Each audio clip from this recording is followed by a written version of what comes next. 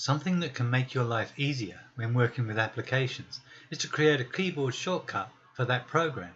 Windows 10 makes this quite easy and allows you to specify a key that will open a program without going to the Windows menu. Opening different applications using specific shortcuts is a power user's dream, and it's pretty easy to set up in Windows 10. To create a shortcut, you'll need to access the properties for the application. Although this might be a slightly more complicated process in Windows 10 than in previous versions of Windows, it's still not that difficult. First, search for the application in the Start menu and then right-click it.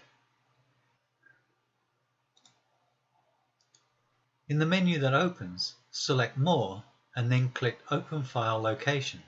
Windows Explorer will then open, which will contain the executable file for the application that is already selected. Right-click that and select Properties from the menu. When the Properties box opens, click the Shortcut tab and then type the keyboard shortcut you want for the application in the Shortcut key field. Finally, click either Apply or OK. You might see a warning asking you to provide administrator permissions. Click the Continue button and your shortcut will be saved. So next time you press the relevant shortcut, the associated application will open automatically, saving you valuable seconds.